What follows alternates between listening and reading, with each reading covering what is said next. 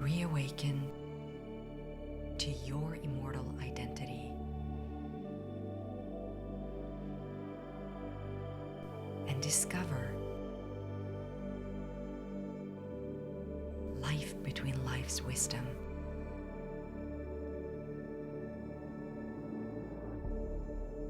Presented by the Michael Newton Institute.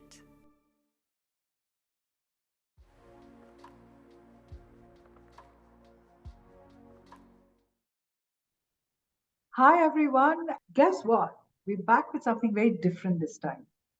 You did hear, and I think you must have also seen, we've been giving you these sneak peeks about my story, my journey. So, in this new season of our Wisdom podcast series from MNI, we have these beautiful souls from across the globe who are part of the Michael Newton Institute family, who are sharing with us their journey, their stories, all about their life, their evolution as souls, in their experience of this incarnation as human beings, and in their relationship with Michael and Michael Newton Institute.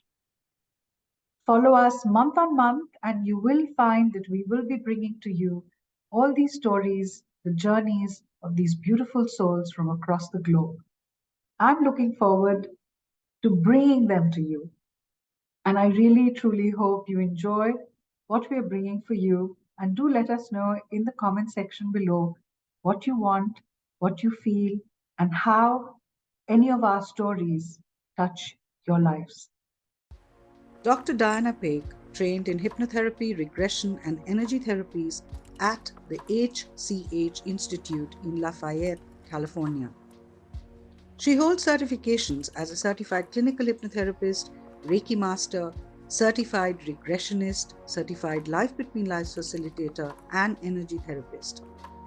Dr. Paque holds a bachelor's degree in history from Santa Clara University, a Master of Science in Library Science from the University of Southern California, and both a master and doctoral degree in public administration from the University of Southern California.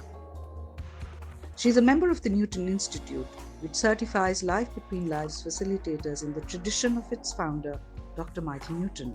Since March 2019, Dr. Paque has served as the Executive Director of the Newton Institute for Life Between Lives Hypnotherapy. She works primarily with individuals in therapeutic settings to achieve their goals. She is a Reiki master in the Usui tradition and has trained as a quantum consciousness facilitator and as an IFS-informed practitioner. She continues to do advanced training and holds certifications in weight management, virtual banding procedures, past life regression, and other advanced energy techniques. Hi everyone, and welcome back to our very, very known and hopefully something that you draw a lot of inspiration and motivation from, the Wisdom Series podcast from the Michael Newton Institute. This time we have something that I'm calling the new season.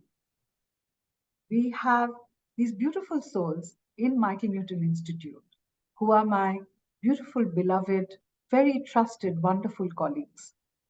They are all over the world, which makes us a global family.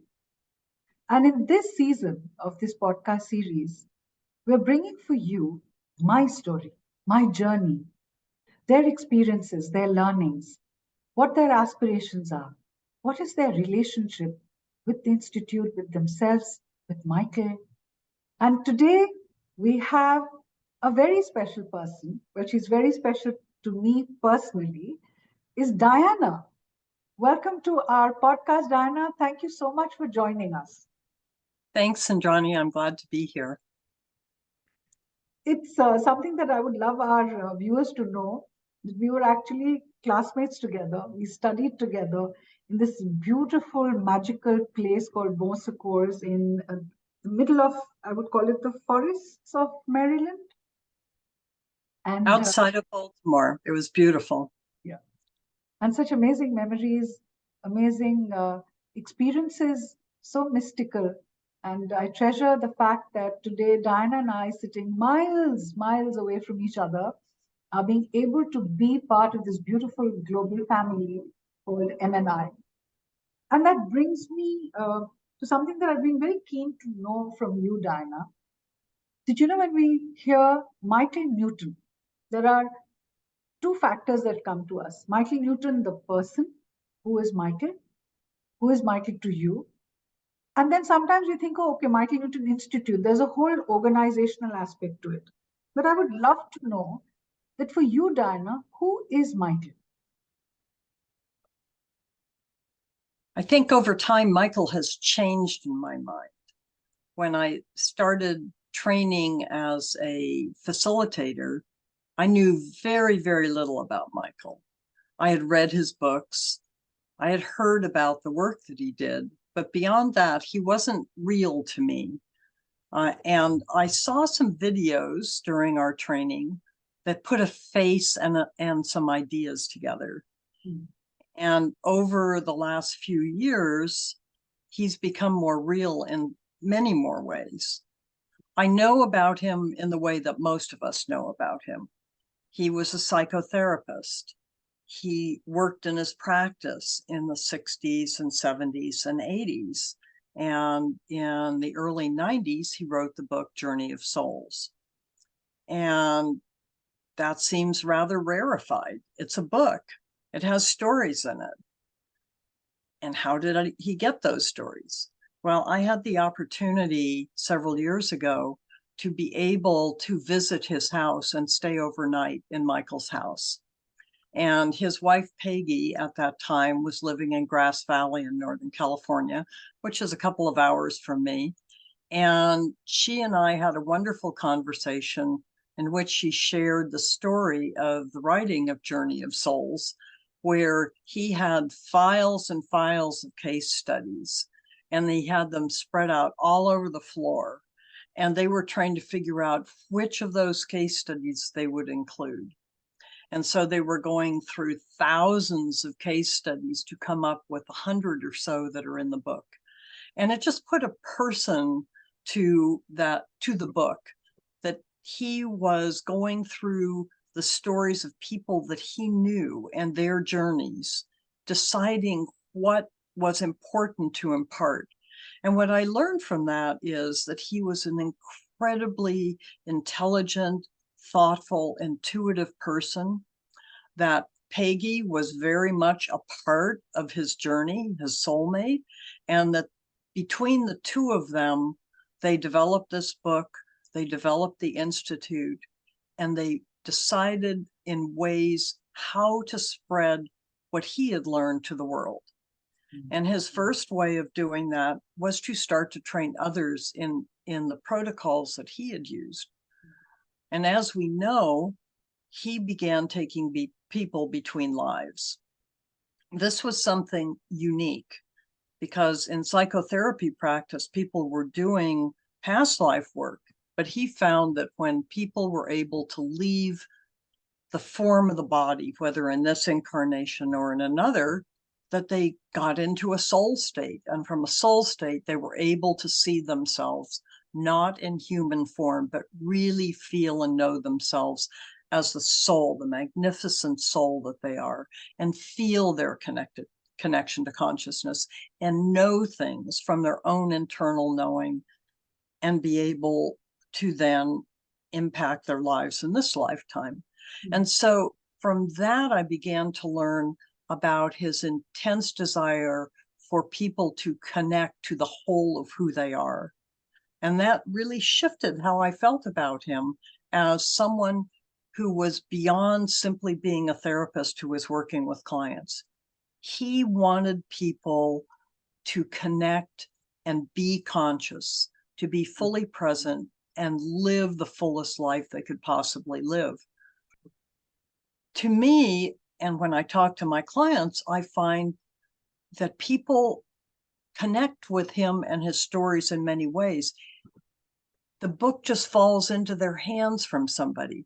It's always through inspiration. Someone gives it to them. They see it on a bookshelf. It's something they weren't looking for and they find. It's like he finds you. And I find that that's such an amazing gift to have had his work put into my hands and into the hands of people who come to see us. And that brings us together into this community of souls who are seeking, who are learning, who are challenging ourselves to be our best selves. So true. So true. So true. So, this brings me to my very next curiosity is, Diana, in your eyes, who are you? And why do you think you're here? And when I say here, I mean in this journey, in this lifetime. How do you see all of this? What would your thoughts be? I guess there is before Michael and since Michael. Yes. So before Michael, I saw myself as Diana, who is here doing things. And I remember someone telling me, we are human beings, not human doings. And I always saw myself as a human doing. It's always about what I do and what I don't do and what I can't do and how I'm failing and all the things that are wrong in my life and the things that are right in my life. But it was about what I do and not who I am. And what I've learned through this journey, through this exploration, is that as I became more and more aware of me beyond this incarnation and the whole of my soul, that I began to learn that I have a role here, that I have a purpose. And clients come saying, what's my purpose? And what I've learned recently is the simple truth that my purpose in this lifetime is to fully be Diana, whatever that is, to experience this life in this physical form and to learn as a result. It doesn't matter what I do. Well, it does. I mean, if I do horrible things, it matters, but it doesn't really matter that I buy a red car or a blue car, or I live in Dubai, or I live in California. Those are details of life. Who I am is the soul who benefits and learns as a result. And as I open to that reality of me in a soul state, that shifted how I approach me and how I approach who I am and what I do. And when someone asks me, I can tell them, oh, I'm a hypnotherapist, or I do depth psychology, or I do these things. But who I am is a light worker.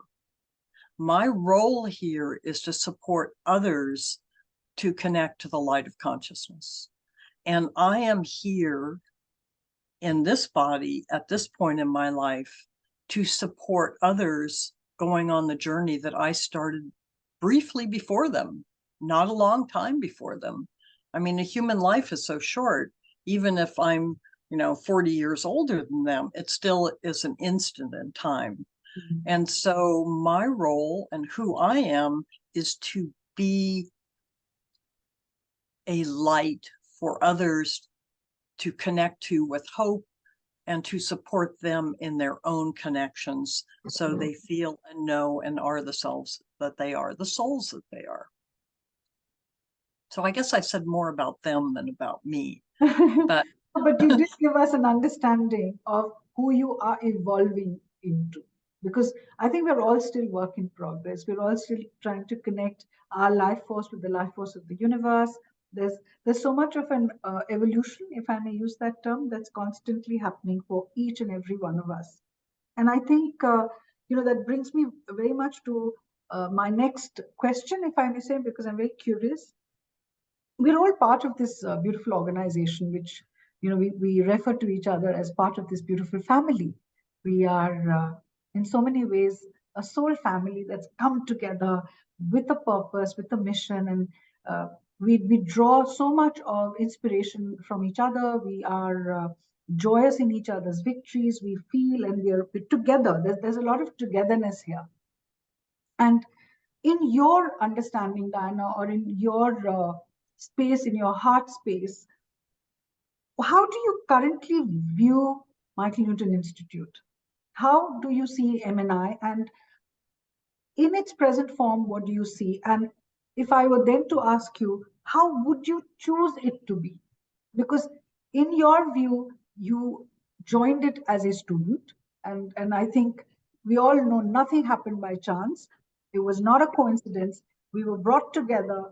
There's a mission that's brought us together as souls, and at a particular opportune moment in time and space, we all connected to MNI. And as you said rightly, you before Michael and you after encountering him, his work, and so on. And this then makes me ask you, how do you see MNI today? Where do you see it tomorrow? How do you see it evolve? What's your vision? What's your dream? Please share. I see us in the Institute in a place of transition. I mean, I guess we've always been in transition, but since Michael's death in 2016, we've particularly been in a transition away from an organization that is Michael working with others directly. And while that expanded a little bit in the early part of this century, it didn't expand as far because Michael was still alive. Mm-hmm. And once Michael was no longer alive, then the question is, well, what do we base ourselves on? And we base ourselves on the paradigm that Michael taught, his protocols, but mostly on the values of what he stood for, of what his work is about, of why we do what we do. Mm-hmm. And that mission and that understanding is the foundation. Michael was a pioneer. And so it's very easy for an organization that's based on an individual to stay stuck with what it was when that person was there. Mm-hmm. And the Institute is now recognizing that, honoring that, and saying, this is the foundation. And we, in the pioneering spirit of Michael, need to move ahead in the world as it is now. COVID pushed us in that direction. Prior to COVID, we did nothing online formally. We didn't have training online. Most of us did not do sessions online. And Michael, in his world at the time that he was practicing, didn't do anything online because online meant on the phone and he couldn't see people's faces. So we are in a completely different technological environment. And so how do we bring this work to the world? How do we bring this connection to consciousness, to the soul, the individual to their soul, and this expansion of light energy within and around us? How do we bring that forward? And that's what we're working on now, is to figure that out, because we're global. How do you do that? How do you encourage that? How do you recognize the individual cultural differences that exist in the world? What we do in the United States and how we see the world is not how you see the world in Dubai, is not how the people in China see the world, or in Africa, or in Argentina. And how do we then recognize and incorporate those cultural differences and make this work available, make these connections usable for people who, right now, you have to be able to afford this. You have to be able to have the resources. Should this be based on having enough money to have a session? And that's a real problem because people need the connection. And so I see us choosing to move in that direction, and to begin to address those questions that have kept us small, that have limited us. We also, from my perspective, need to see ourselves as something other than a small niche organization. We aren't just doing this small work. We are part of the therapeutic community. And as we find that there is an expansion of consciousness with people doing plant medicine, there is that same expansion of consciousness with doing work through Michael's protocols and through this work. And the two need to be done together. They need to be addressed together because they are taking people to the same connections. And we need to be a part of that journey. We need to be shifting ourselves and be available to others who may not choose to do plant medicine, who may not be able to, who may not be able to afford to. So I see us in a transition brought on by our own sense of who we are, by our own transition away from Michael as the person, and following in his traditions, and moving in the direction of the world where our potential clients and the world needs us to be and to go.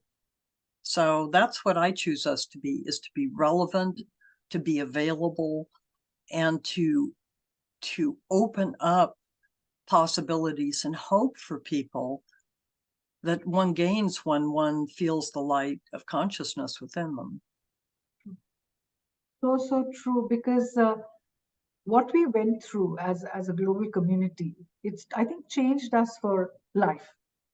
I think all of us will say that. And I think with the work that we do, the journey of the soul, with the kind of impact COVID has had on global communities, we've all seen death very close.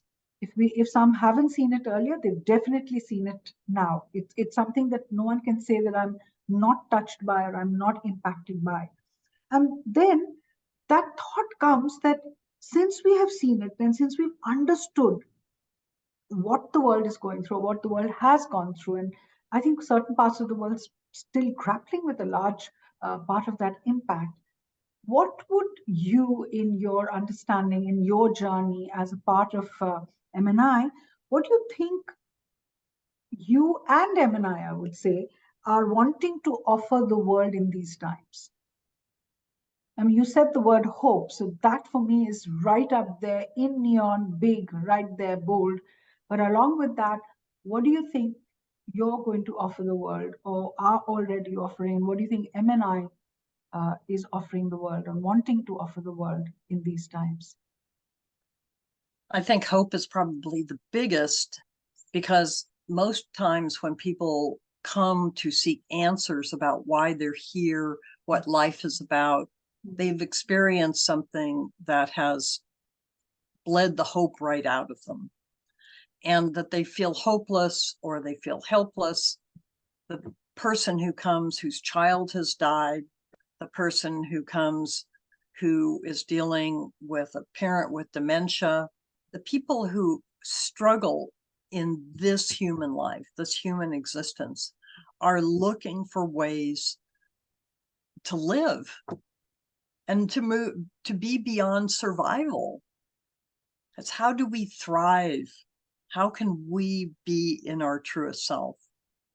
And in my exposure to various types of therapies, we're always looking for connection to the true self. So the work of meditation is to be in one's true self. We move to the core by bringing light into us to connect to the light, to the earth, to the planet, for support and alignment, so that we feel supported, that we're not alone. So what we are offering to people is a way to be in connection. And that even in just talking to us, I know that there are people who will call and they will ask and they say, well, I can't really afford this. And yet the conversation and the connection is something that gives them some hope, because they realize there is something beyond what they're suffering with now. And the world is suffering. People suffer every day. And when we look at the big T word, trauma seems to be what everybody is facing at this point. You talk to anybody who is involved in service and help, trauma is the big word that everybody has experienced some sort of trauma to a greater or lesser extent, and it's impacting people's lives and how they make choices and what they do. And it can get people really stuck in ways of coping that are making life harder for them. And what I find with the work that we offer is that it gives people, it brings them up out of the mud of that, the low vibration of human existence and the pain and the suffering.